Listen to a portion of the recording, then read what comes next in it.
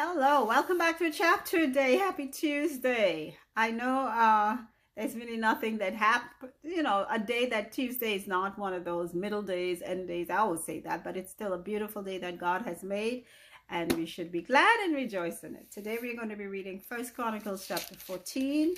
Yesterday in chapter 13, we saw David bringing the ark to Jerusalem, the incident with the Uzzah, that the man who put his hand out to stop the ark from tilting. He was struck down. David got scared. He left the ark in somebody else's house, the man called Obed-Edom, and God blessed Obed-Edom. And when David heard about that, he decided, okay, now I can bring the ark further into Jerusalem, and let's see what happens.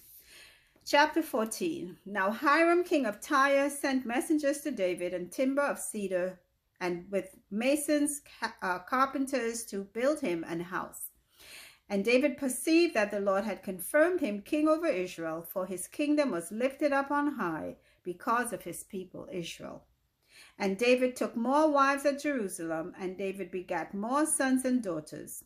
Now these are the names of his children, which he had in Jerusalem: Shammua and Shobab, Nathan and Solomon, and Ibhar and Elishua and Elpelet, and Noga and Nepheg and Japhia and Elishama, Biliadah and Eliphalet. Okay, so these are the names of David's children.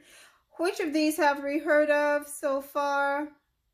Now, these are the ones he's gotten in Jerusalem. Remember, we heard of Amnon and Adonijah, Absalom, Solomon, and all the, no, not Solomon, but those three that I had mentioned. They were born in Hebron before he moved to Jerusalem.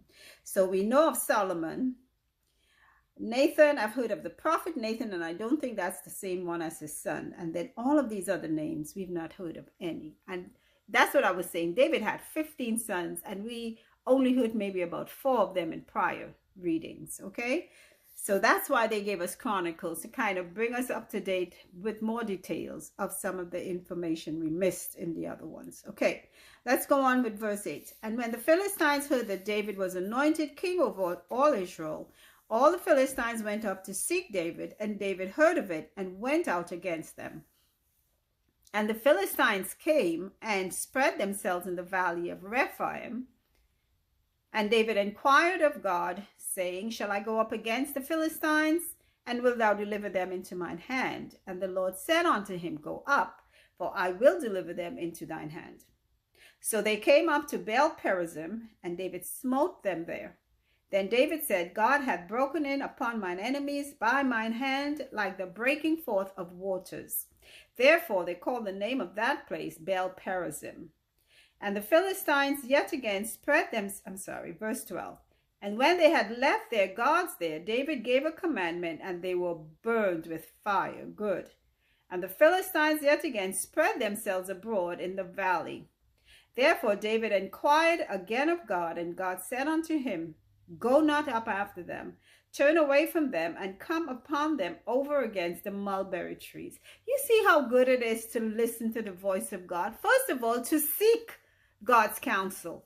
I was just saying that this morning. I am going to try my best to stay in God's will rather than run ahead and do something out of my own thinking that I think is the right thing to do without even consulting God. This is what David did. He consulted God before he ran ahead and did foolishness. So God is telling him, he told him the first time to go fight them, he won. The second time God said, don't go. Go lay an ambush for them among the mulberry trees. Okay, verse 15. And it shall come to pass, when thou shalt hear a sound of going in the tops of the mulberry trees, that then thou shalt go out to battle. For God is gone before thee to smite the host of the Philistines. Let us walk with God, people. It's the only way to go. It's the best way to go. Verse 16. David therefore did as God commanded him, and they smote the host of the Philistines from Gibeon even to Gezer. And the fame of David went out unto all the lands, and the Lord brought the fear of him upon all nations. Amen and amen. That was one of the reasons that God could call David a man after his own heart. David walked with God. He did not go aside to any witchcraft or any foolishness like that, nor any idols. David stayed with God. And that's what God loved about David. And that's a good example for us today. Walk with God. Stick with God. You can't go wrong. You go on your own, you will go wrong. Okay? And that's it for chapter 14 of 1 Chronicles. Thank you again for listening. And again, keep on, because that's how faith will come. Take care. Bye.